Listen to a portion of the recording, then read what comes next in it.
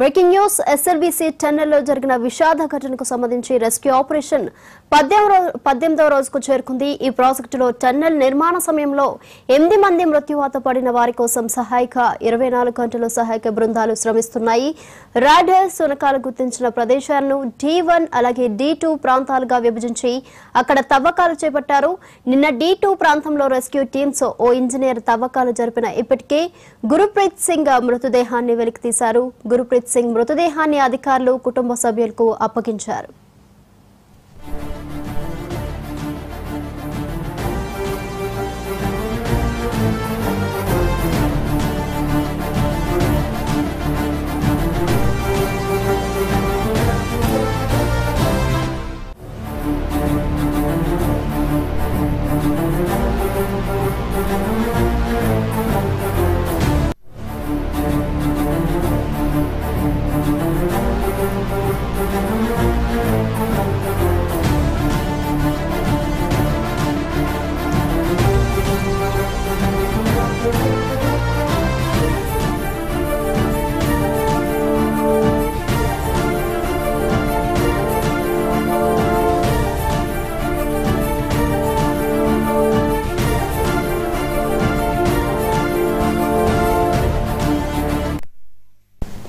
SLBC టన్నెల్లో జరిగిన విషాద ఘటనకు సంబంధించి రెస్క్యూ ఆపరేషన్ 18వ రోజుకు చేరుకుంది.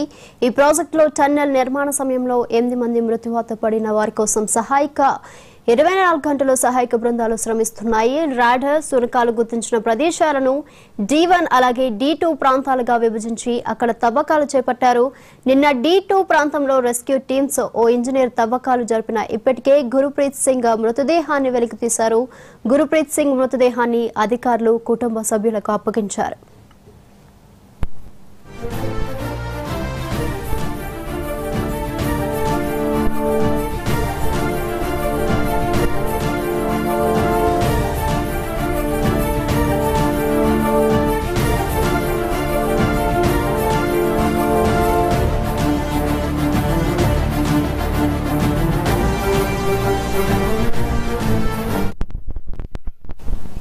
ఎస్ఎల్బీసీ టన్నెల్లో జరిగిన విషాద ఘటనకు సంబంధించి రెస్క్యూ ఆపరేషన్ 18వ రోజుకు చేరుకుంది. ఈ ప్రాజెక్టులో టన్నెల్ నిర్మాణ సమయంలో 8 మంది మృత్యువాత పడిన వారి కోసం సహాయక 24 గంటల సహాయక బృందాలు శ్రమిస్తున్నాయి. రాడార్ అలాగే సునకాలు గుర్తించిన ప్రదేశాలకు D1 అలాగే D2 ప్రాంతాలుగా విభజించి అక్కడ తవ్వకాలు చేపట్టారు.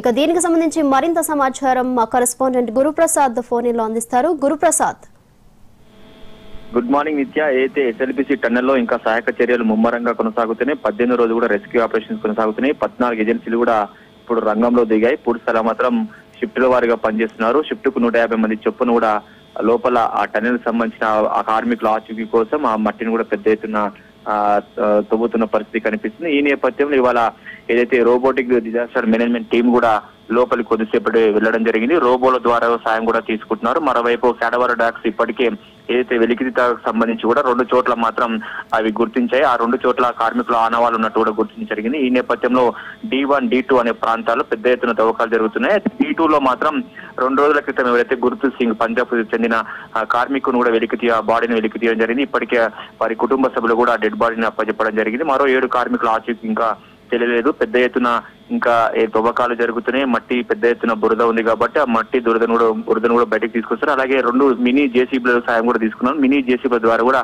పూర్తిగా శిథిలాలు వాటిని కూడా తొలగిస్తారు. ముఖ్యంగా ఏదైతే టనెల్ బోరింగ్ మిషన్ ఉందో అది 120 మీటర్లు ఉంటుంది. పూర్తి స్థలం మాత్రం ఇంకా కట్టింగ్ జరుగుతుంది. ఆ మిషన్ విడిభాగాలు పూర్తి స్థలం మాత్రం కట్ చేసిన తర్వాత వాటన్నిటిని కూడా బయటికి పంపిస్తున్న పరిస్థితి కనిపిస్తుంది. అయితే 11వ కిలోమీటర్ నుంచి 14 కిలోమీటర్ పెద్ద ఎత్తున కూడా ఇంకా బురద ఉంది. అలాగే 13 కిలోమీటర్ నుంచి 14 కిలోమీటర్ మాత్రం పెద్ద ఎత్తున కేవలం 1 మీటర్ మాత్రమే హైట్, ఏదైతే 10 మీటర్ల వ్యాసార్థం డయామీటర్ ఉంటుంది ఏదైతే టనెల్, దానికి అంత పెద్ద ఎత్తున కూడా పూర్తిగా మట్టి బురదతో పాటు అలాగే సిమెంట్ ఫలకాలు ఉన్నాయి. అలాగే టనల్ బోరింగ్ మిషన్ ముందు భాగం కూడా పూర్తిగా దాదాపు 3-4 మీటర్ల లోతులో కూడా కుంగిపోయిన పరిస్థితి. సో పెద్ద టాస్క్ గా మారింది. ప్రజెంట్ అయితే D1, D2 ప్రాంతాల్లోనే ఇంకా తవ్వకాలు జరుగుతున్నాయి.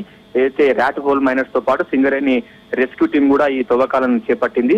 సో ప్రెసెంట్ గా అయితే డీ వాటరింగ్ కూడా పెద్ద ఎత్తున జరుగుతుంది. 5 చోట్ల కూడా ఏదైతే పంపింగ్ స్టేషన్లు ఏర్పాటు చేస్తారో వాటర్ పంపింగ్ స్టేషన్లు, దాని ద్వారా కూడా గంటకు దాదాపు 5,000 లీటర్ల నీటిని కూడా తోడుతూ బయటికి పంపిస్తున్న సిచ్యువేషన్ కనిపిస్తుంది. ఇంకా మరింత సమయం పట్టే అవకాశం కనిపిస్తుంది కార్మికుల ఆచూకీ కోసం. పూర్తి స్థల మాత్రం అన్ని రంగాల సంస్థలకు సంబంధించిన వారంతా కూడా లోపలనే ఉన్నారు. అలాగే దక్షిణ మధ్య రైల్వేకి సంబంధించిన వారంతా కూడా ఈ ఏదైతే టనల్ బోరింగ్ మిషన్ సంబంధించిన కటింగ్ పనులు వాళ్ళతో నిమగ్నం అయిపోయారు. ఏది ఏమైనప్పటికీ కూడా 24 hours కూడా సహాయక బృందాలు మాత్రం శ్రమిస్తున్నాయి. కార్మికుల ఆచూకీ ఇంకా లభించారు. లోపలి ప్రాంతం పూర్తి స్థలం మాత్రం మట్టిలో ఇరుక్కుపోయిన పరిస్థితి. వారి పైన పెద్ద ఎత్తున మీటర్ల కొద్దీ మట్టి వాళ్ళ మీద పడింది కాబట్టి ఇంకా ఆ మట్టి తవ్వకాలు పూర్తయితేనే కార్మికుల ఆచూకీ లభించే అవకాశం ఉంటుంది. దీనికి మరింత సమయం పట్టే అవకాశం అయితే కనిపిస్తుంది. ప్రజెంట్ అయితే D1, D2 అనే ప్రాంతాల్లో మార్కింగ్ ఇచ్చారు. ఆ ప్రాంతాల్లోనే రెస్క్యూ టీం ఏదైతే సింగరేణి రెస్క్యూ టీం తో పాటు అలాగే ర్యాట్ హోల్ మైనర్స్ వీరంతా కూడా ప్రజెంట్ అయితే మట్టి తవ్వకాలు అయితే జరుపుతున్న సిచ్యువేషన్ కనిపిస్తుంది.